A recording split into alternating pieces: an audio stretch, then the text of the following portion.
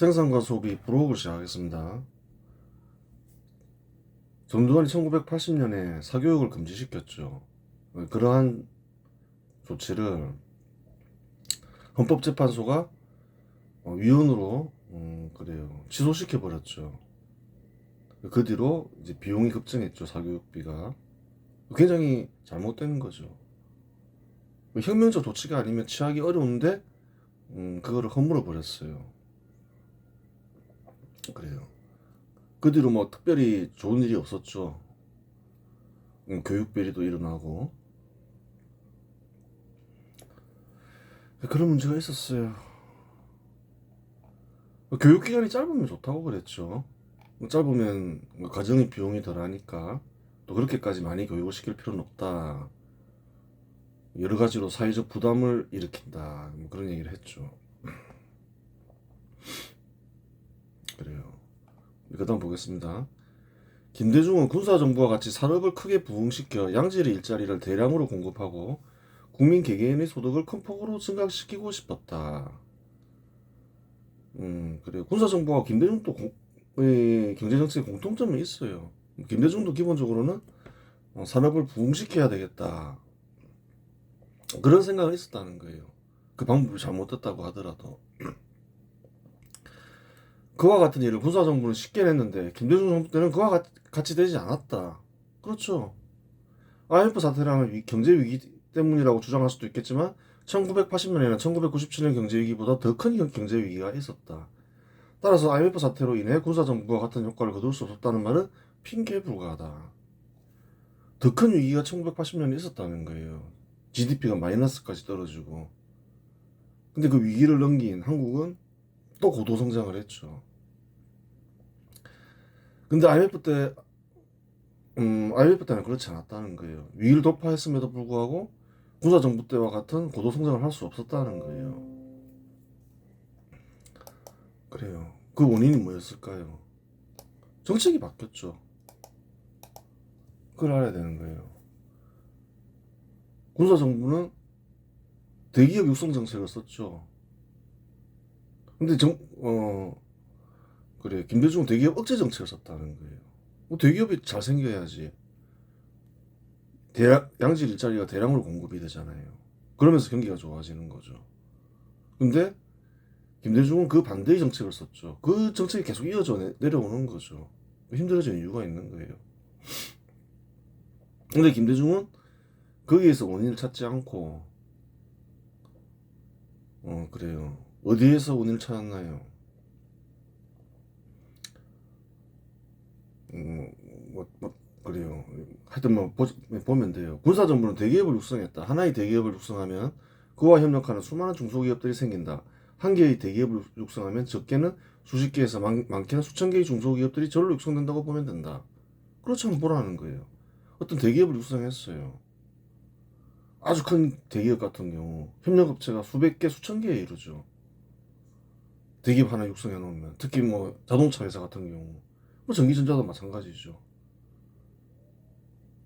수많은 납품업체들이 생긴다는 거예요. 대기업 하나 육성하면 따로 중소기업 육성 정책을 쓸 필요가 없다는 거예요. 또한 그 주변의 중소상인들이 소득도 증가한다. 그렇죠. 어떤 지역에 대기업들이 들어서고 뭐 하여튼 뭐 대기업이나 중소기업이 막 들어서요. 그럼 어떻게 되나요? 거기 상사한 사람들도 소득이 많아지죠. 기업과 기업 참여자들은 중소상인들이 고객이 되기 때문이다. 그렇죠. 그렇게 되는 거예요. 대기업 육성 정책을 실시해서 대기업 육성에 성공하면 대기업만 생기는 게 아니라는 거예요. 대기업에 딸린 중소기업들, 중소상인들 그 숫자가 어마어마한 거죠. 근데 반대의 정책을 쓰면 어떻게 되겠냐는 거예요. 공산주의의 인사였던 김대중은 대기업을 제약시했고 중소기업을 육성해야 한다고 생각했다. 김대중은 그랬다는 거예요. 대기업을 제약시하고 중소기업을 육성해야 한다는 생각. 이런 생각들이 저절로 생기는 게 아니라는 거예요. 언제부터 생겼는지 추적해 봐야 된다는 거예요. 그래요. 뭐 조선시대에 뭐 대기업을 제약시하고 중소기업을 육성해야 한다. 이런 생각이 있었냐는 거예요. 없었다는 거예요. 식민지식이 그런 생각이 있었냐는 거예요. 없었다는 거예요. 그럼 누군가가 이런 걸 만들어냈다는 거예요. 아, 그걸 추적해 보니까 상균주의가 있더라. 상균주의는 공산주의를 수용한 견해더라. 그렇게 되는 거예요. 그래서 공산주의의 인사라고 얘기를 하는 거예요, 김대중을. 모함을 하는 게 아니라 이 생각이 공산주의에서 비롯됐다는 거예요. 원래부터 있는 생각이라는 건 없다는 거예요. 한국에 이런 건 없었다는 거예요. 조선시대도 없었고 식민지 시기에도 없었고, 즉 군사정부의 대기업 육성 정책을 개선하지 못한 결과 산업을 부흥시키는 일은 제한적이었다. 대기업 하나 생기면 주변에 중소기업이 생기고 중소상인들도 먹고 살고 그러는데 대기업 억제 정책을 썼잖아요. 쉽지가 않은 거죠. 기업을 육성하기가. 대기업 육성 정책을 포기했으니 양질의 일자리를 대량으로 제공하는 일은 당연히 중단되었다. 이때부터 중단된 거죠. 계속 김대중의 정책을 어느 정부나 다 이어가고 있는 거죠. 잘 안 되는 거예요. 그걸 알아야 되는 거예요. 김대중이 모든 정부는 대기업을 제약시하고 중소기업을 육성하는 김대중의 경제 정책을 개선했기 때문에 군사정부 때와 같은 산업 부흥은 일어나지 않게 되었고 세월이 흐르면 흐를수록 경제 성장률은 뒤처지게 되었다. 그렇게 됐다는 거예요. 그 원인을 찾아야 된다는 거예요. 근데 중간에 좌파 정부만 들었던 게 아니죠. 우파 정부도 다 그 개성을 했다는 거예요. 김대중 정책을. 아, 이게 잘못됐구나. 바꿔야 되는데 집권했을 때 그랬냐는 거예요. 아, 그렇지 않았다는 거예요. 포퓰리즘 정부가 주로 민주당계죠. 뭐 아니 뭐또딴 정당도 마찬가지긴 한데 포퓰리즘 정책을 하나 만들어 놓으면 누군가가 그거를 폐지해야 되는데 폐지된 적이 한 번도 없다는 거예요. 계속 그냥 개성에서 내려왔다는 거죠. 이 문제가 거기에 있는 거예요. 보자는 거예요.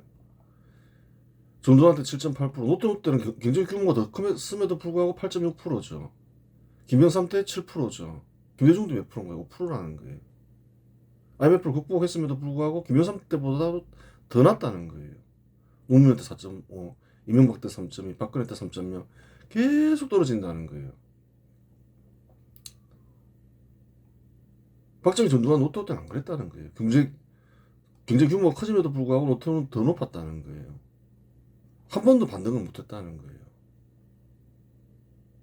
그 뒤로 김대중 이후로 경제 정책이 잘못돼서 그런 거예요. 다 뒤집어 엎어야 되는 거죠. 민주 정치를 개선하는 것과는 상관없는 거라는 거예요. 어떤 경제 정책을 쓸 것인가. 군사 정부의 경제 정책을 개선하지 못한 거죠. 정반대의 정책을 김대중이 실시했고 그 정책이 계속 이어지면서 점점 한국은 추락하고 있는 중이라는 거예요. 빨리 이제 깨닫고 뒤집어 엎어야 되는 거죠. 그걸 알아야 되는 거예요. 계속 가다가는 어떤 일이 벌어질지 모른다는 거예요. 이 숫자가 증명하잖아요. 김대중은 산업의 연차는 크게 부응하지 않는 이유가 본인이 실시한 대기업 억제 정책 때문이었음을 알지 못했다. 자기는 자기가 선한 일을 한다고 생각한 거죠. 대기업은 나쁜 놈. 또 대기업, 여러 개의 대기업들을 창립한 인사들은 뭐 악당, 뭐 재벌이라고 부르면서 뭐 그렇게 생각했던 사람이라는 거예요. 그런 풍조가 계속 이어져 내려오죠. 많은 사람들이 그렇게 생각하죠. 산업을 부흥시킨다는 말은 생산을 부흥시킨다는 말이다. 생산을 부흥시키면 생산에 참여하는 이들의 수가 늘어나고 참여하는 이들의 개인 소득이 증가한다. 그래서 대기업을 육성해보라는 거예요. 육성에 성공해보라는 거예요. 중소기업도 생기고 중소상인도 많이 생기고 그 주변에 생산에 참여하는 이들의 수가 증가하죠. 그럼 사회 전체 소득이 증가하잖아요. 증가되는 소득은 증가된 소비로 나타난다. 뭐라는 거예요? 개인별로 봐도 가게별로 봐도 소득이 증가하면 어떻게 되나요? 270만 원에서 620만 원까지 증가하니까 지출도 210만 원에서 410만 원까지 증가하잖아요. 2배 증가하잖아요. 소득이 증가하면 소비도 증가한다. 돈 많이 벌면 돈 많이 쓴다. 뭐 간단한 이론인 거죠. 꼭 비례적으로 증가하진 않지만 비율을 보면 당연한 이치인 거예요. 소득을 얻기 위해서는 생산에 참여해야 되잖아요. 소득과 소비가 비례적으로 증가하거나 감소하는 것은 아니지만 소득이 증가하면 소비가 증가한다. 돈 많이 벌면 돈 많이 쓰는 일은 어찌 보면 당연한 일이다. 잘 생각해야 되는 거예요. 짐승도 마찬가지라는 거예요. 먹기 위해서는 일을 해야 되잖아요. 사냥해야 되잖아요. 사냥이 짐승의 일이라는 거예요. 경제의 기본 원리라는 거예요. 이런 거는. 사람들이 그 기본 원리를 잘 모르고 잘 안 지킨다는 거예요. 소비하기 위해서 뭘 해야 되나요? 일을 해야 된다는 거예요. 달리 얘기하면 생산에 참여해야 된다는 거예요. 일을 해서 얻은 소득으로 뭘 하나요? 그 소비를 한다는 거예요. 일하고 소득을 하고 소득을 얻고 소비하고 일하고 소득을 얻고 소비하고 인류 역사는 계속 그런 식으로 이어져 왔겠죠. 그러면 어디가 처음인지 잘못 생각하면 헷갈릴 수가 있다는 거예요. 일하고 소득을 얻고 소비하는데 소비하고 일하고 소득을 얻고 소비가 처음으로 보일 수도 있다는 거예요. 계속 반복되다 보면 계속 이어지니까 뭐가 첫 시작인지를 우선 알아라는 거예요. 김대중은 달리 생각했다. 생산 소비가 이어지면 생산이 처음인지 소비가 처음인지 알기 어려워질 수가 있는 거예요. 헷갈릴 수 있는 거예요. 소비가 증가하면 생산이 증가하고 소비가 감소하면 생산이 감소할 거야. 국내 소비를 최대한 늘려야겠어. 생산을 늘리는 방법으로 소비가 먼저일 것이다. 소비를 어떻게든 늘려야 되겠다. 그렇게 생각했다는 거예요. 생산이 양을 늘리고 생산의 질을 향상시킬 생각은 안 하고 그래요. 김대중 경제론이죠. 그런데 문제가 있었다. 국민들이 상품을 소비할 돈이 없었다. 소비를 늘려야 되겠는데 그렇게 이제 꽂힌 거죠. 어떻게 하면 소비를 늘릴 수 있을까? 돈이 없더라 근데 국민들이. 그때 번뜩이는 생각이 있었다. 빚을 내서 소비하게 해야겠어.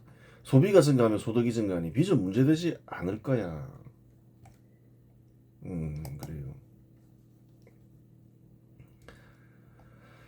사실이라는 거예요. 그래야 신용카드 활성화 정책을 실시했다. 그 당시에는 신용카드를 사용할 수 있는 곳이 많지 않았고 대부분의 국민들은 소득이 인해서 소비를 했다. 그래서 돈을 벌면 썼다는 거예요. 그 당시에는 신용카드는 아주 소수의 국민들만 사용했다는 거예요. 신용카드를 사용할 수 있는 것도 그렇게 많지 않았다는 거예요. 뭐 호텔이나 백화점 정도일까. 일반인들이 잘 가는 데는 신용카드를 사용하지 않았다는 거예요. 98년 이전까지는. 근데 소비를 무조건 증가시켜야 되겠다 이러면서 신용카드를 대중화하기 위한 노력을 김대중은 그 당시에 했다는 거예요. 빚으로 소비하게 하려고. 소비를 증가시키면 생산이 증가하고 국민들이 소득이 증가할 것이다. 그렇게 생각했던 거예요. 1999년 신용카드 현금 서비스 한도를 폐지하고 신용카드 소득공제 제도를 도입했다. 그래요. 예전에는 카드사의 현금 서비스 제공을 철저히 제한했는데 카드사가 자율적으로 현금 서비스를 제공하게 했다. 예전에는 어지간하면 현금으로 못하게 막았다는 거예요. 카드를 많이 이용도 하지 않았지만 그런 제한을 풀었다. 또한 소득공제 제도를 도입하여 신용카드 사용을 자용했다. 신용카드 사용해라. 그러면 소득공제 줄게. 뭐 이런 식으로 이제 정책을 실시했다는 거예요. 사실이라는 거예요. 2001년 신용카드 영수증 복권 제도를 실시했다. 나아가서 이제 복권 제도까지 실시했다는 거예요. 예전에는 신용카드 영수증이 단순히 결제 확인 용도에 불과했는데 이를 복권처럼 추첨에 참여할 수 있도록 했다. 매월 추첨하여 1등에게는 당첨금 1억 원을 지급했다. 그래요. 하여튼 뭐 모든 장려 정책을 썼다는 거예요. 카드 사용을 대중화하기 위해서는 카드로 결제하는 업소가 많아야 한다. 그리하여 현금 거래만 하는 업소에 대한 세무조사를 강화했다. 그렇죠. 카드를 대중화하기 위해서는 많은 곳에서 카드 결제기가 있어야 될 거 아니에요. 없으면 세무조사하고 그랬다는 거예요. 그래서 성공을 했다는 거예요. 김대중의 신용카드를 이용한 소비와 생산 정책은 성공했고 국민들은 빚으로 소비하기 시작했다. 잘 먹혔다는 거예요. 대중화되고 이제 국민들은 이제 빚으로 막 소비를 하더라. 절제가 잘 안 되더라. 근데 많은 국민들이 그런 일이 있었다는 거예요. 다 빚더미에 대부분이 쌓이더라. 김대중 이 정책을 실시한 뒤로 1998년 신용카드 사용액은 약 63조 원이었는데 2002년 카드 사용액은 622조 원으로 10배 정도 증가했다. 대폭 증가했죠. 그런데 문제가 생겼다. 신용카드 사용자 20% 이상이 대출을 갚지 못했다. 훨씬 많은 사람들이 이제 대출을 써버린 거죠. 갚지 못하는 사람이 20%라는 거지. 신용카드 사용하는 이들은 50% 이상이 이제 빚더미에 쌓인 거죠. 문제가 있었던 거죠. 신용카드 전체 사용자 20% 이상이 대출을 갚지 못할 지경이 된 거예요. 번 돈으로. 김대중의 이론에 따르면 빚을 내서 소비를 하면 생산이 증가하고 소득이 증가해서 빚을 갚을 수 있어야 되는데 그게 아니더라. 그렇게 된 거예요. 그 수는 무려 360만 명에 이르렀다. 엄청나게 많았다는 거예요. 국민의 한 10%에 이르는 거죠. 약. 카드사들은 부도 위기에 몰렸고 구조조정에 돌입한다. 일명 카드 대란이다. 그러면서 이제 카드사들이 굉장히 어려워지죠. 돈을 못 갚으니까 다 부도날 거 아니에요. 2003년 정도에 한 구조조정이 있었다는 거예요. 부도난다면서 카드사들이. 김대중은 소비가 증가하면 소득이 증가하여 빚으로 소비해도 문제가 되지 않을 것으로 보았지만 빚만 증가하고 소득은 증가하지 않았던 것이다. 빚만큼 소득이 증가하지 않은 거죠. 소비만큼 소득이 증가하지 않는 거죠. 소비를 감당할 수 있을 정도로. 그래요. 김대중의 소비와 생산 정책은 뒤집힌 거죠. 생산과 소비 정책이 아니죠. 생산을 통해서 소득을 증가시키는 정책이 아니라 정반대로 김대중은 생각했다는 거예요. 문재인과 이재명이 계승되어 2017년 소득주도 성장과 2025년 호텔 경제학으로 실시된다. 또 실시되었다는 거예요. 계승되죠. 소비와 생산 정책이. 이것도 역시 어떤가요? 빨리 뒤집어야 된다는 거예요. 대기업 육성 정책도 다시 돌아가야 되죠. 대기업 육성 정책이 중소기업 억제 정책이 아니라는 거예요. 그걸 알아야 되는 거예요. 군사정부부터 대기업 육성 정책을 했다 해서 중소기업이 증가하지 않았냐는 거예요. 다른 그 어떤 나라보다 중소기업이 많이 증가했지. 사람들이 그런 거 잘 모르는 거예요. 누군가 세뇌시키는 거죠. 대기업 육성 정책은 중소기업 억제 정책이다. 이런 식으로. 대기업을 육성하면 그에 따라서 중소기업이나 중소상인들이 훨씬 많이 생기는데 그런 걸 모르는 거예요. 그릇된 경제 이론이 널리 유포되어 있는 거죠. 그래요. 그러면 이 군사정부 시조인 박정희 경제론과 김대중 경제론을 비교해보자. 박정희 경제론과 김대중 경제론이 현 시대에서 내려오고 있죠. 물론 김대중 경제론은 김대중 본인이 창안했다기보다는 그래요. 일본의 패망 이후로 계속 내려오는 거죠. 그 뿌리는 상균주의고 상균주의 뿌리는 공산주의라고 했죠. 김대중은 빚과 내수 활성화를 통해 산업을 부흥시키고자 했다. 빚과 내수를 중시했죠. 박정희는 수출을 중심으로 했죠. 수출을 해서 번 돈으로 부족한 물자를 외국에서 수입해서 소비한다. 이거고 김대중은 빚과 내수를 중시했다는 거예요. 김대중은 국민들이 대출을 최대한 많이 받아서 소비할 수 있는 방법을 연구했다. 최대한 대출을 많이 받게 해야 되겠다. 이 생각을 했다는 거예요. 내수를 살린다. 근데 돈이 없다. 빚을 내서 소비시켜야 되겠다. 이 생각했다는 거예요. 한국인들은 전재산을 투입하여 집을 구매하지. 그렇죠. 집 살 때 대출을 받게 해야겠어. 그러면 국민들은 최대한 대출받아서 소비할 거야. 그리 생각한 김대중은 1998년부터 금융기관에서 주택담보대출 지급을 적극 허용했다. 하여튼 어떻게든 간에 빚을 늘려야 되겠다 생각했던 거예요. 가계 빚을. 1998년 이전에는 국민들이 주택을 구매할 때 대출을 받을 수 없었다. 그걸 알아야 되는 거예요. 사람들이 그걸 잘 모르는 거예요. 그 이전에는 은행에서 대출 받아서 집을 산 게 아니었다는 거예요. 은행에 빚내서 집 사라는 원조는 누군가요? 김대중이라는 거예요. 1998년 이전에도 주택은 고가이기 때문에 빚 없이 주택을 구매하기는 어려웠다. 빚 내고 안 샀다면서 어떻게 그러면 빚을 내냐?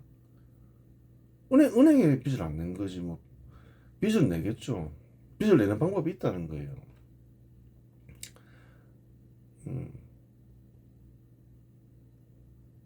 그래요. 그래야 통상 주택을 구매할 때는 전세를 끼고 주택을 구매하는 경우가 많았다. 그러니까 전세를 끼고 샀다는 거예요. 전세가 빚이잖아요. 돌려줘야 되니까. 전세 제도가 괜히 생긴 게 아니라는 거예요. 은행에서 대출 안 해줬다는 거예요. 한국에서는. 이유가 뭔가요? 군사정부는 사회의 자금을 최대한 생산시설에 투입해야 된다 생각했다는 거예요. 산업시설에 투자하는 거죠. 기업들로 하여금 빚내게 해서. 근데 김대중은 정반대로 가는 거죠. 최대한 가계의 빚을 내게 해야 되겠다. 그 생각을 했다는 거예요. 군사정부가 은행 대출을 금지하니까 집 살 때 국민들이 그러면 전세를 놔야 되겠다. 그게 대출인 거예요. 그 전세 제도가 한국에만 있는 이유가 있는 거예요. 전세는 한국에만 존재하는 독특한 주택 임대차 제도로 세입자가 집주인에게 목돈을 맡기고 일정 기간 동안 집을 사용한 뒤 계약 종료 시 원금을 돌려받는 방식의 제도이다. 그렇죠. 돌려줘야 되니까 빚인 거죠. 이 제도가 한국에만 있었던 이유는 주택은 한국에서는 대체로 고가라서 금융기관의 대출을 받아야 구매할 수 있는데 금융기관이 대출이 되지 않기 때문이다. 그래요. 김대중은 분양권 전매 허용, 분양가 자율화, 재건축 규제 완화, 다주택자 양도세 중과 폐지 등으로 부동산 거래를 활성화하여 산업을 부흥하고자 했다. 그래요. 주택담보대출 허용은 건설 경기를 살리면서 그래요. 또 경기를 부양하겠다는 생각의 일환이죠. 또 다른 생각은 빚을 늘려서 산업을 부흥시켜야 되겠다. 그 일환이기도 한 거죠. 그래요. 1999년부터 건설 경기가 살아나기 시작했고 2002년에는 완전히 활성화되어 건설업 고용이 1997년 이전 수준을 회복했다. 그렇죠. IMF 사태로 인해 급락했던 주택 가격 역시 2002년에 이르러 예전의 가격을 회복했다. 건설 경기를 살리는 데는 일정 정도 성공했다고 볼 수 있는 거죠. 한번 잘 보라는 거예요. 이 표가 중요한 거예요. 모르면 평생 모른다는 거예요. 탐구하면 간단하다는 거예요. 왜 한국이 계속 힘들어지느냐. 이게 잘 보라는 거예요. 산업에 대한 입장은 어떤가요? 입장은 똑같다는 거예요. 박정희 경제론이나 김대중 경제론이나 산업 육성, 산업 육성. 산업 육성을 안 하는 경제, 그래요. 정부도 있다는 거예요. 대표적인 정부가 문재인 정부죠.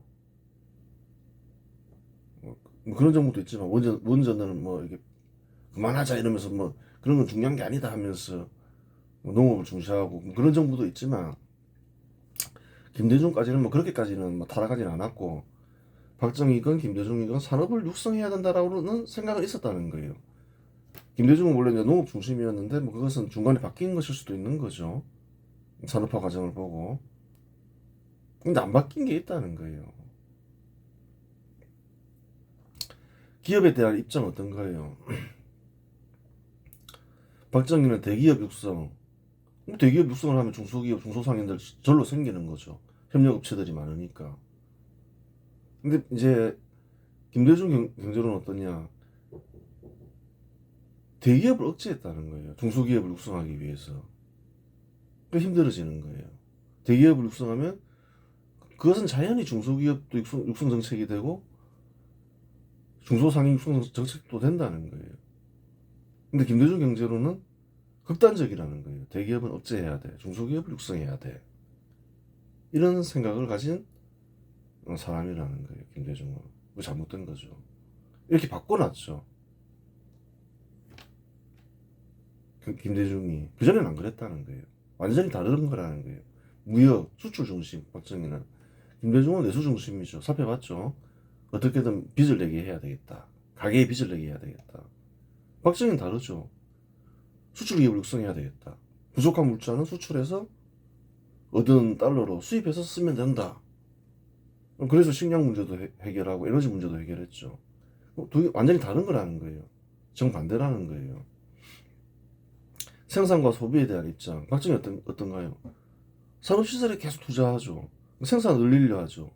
소득을 증가시키려 하죠. 그러면서 소비가 증가하죠. 그랬더니만 또 생산이 증가하죠. 소득은 더 증가하죠. 그렇게 갔다는 거예요. 김대중 경제론은 어떤가요? 소비를 증가시킨다는 거예요. 빚을 내서라도. 그럼 생산이 증가하겠지. 그러면 소득이 증가하면서 또 소비가 증가하겠지. 이렇게 생각했는데 그게 아니더라. 카드 대란이 터지더라. 그렇게 된 거죠. 근데 이런 생각도 계속 이어져 내려오고 있다는 거예요. 안 바뀐다는 거예요. 틀린 걸 보고도. 대표적인 예가 소득 주도 성장론, 호텔 경제론 이런 거잖아요. 소비를 늘리면 어떻게 되겠지. 그대로 개선되고 있다는 거예요.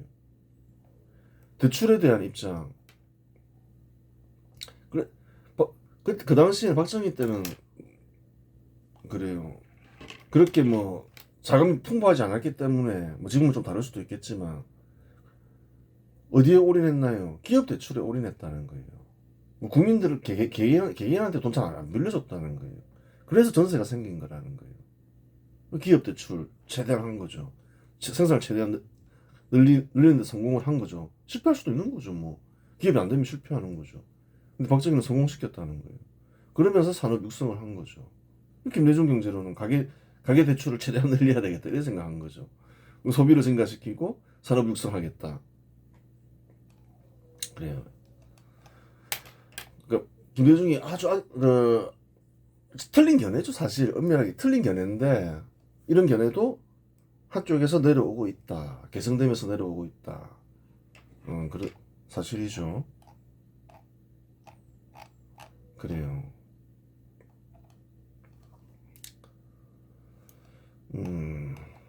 그래. 그 다음에 이제 또 월드컵 경기가 있었는데 생각보다 내용이 길죠. 다음 시간에 살펴보도록 하겠습니다.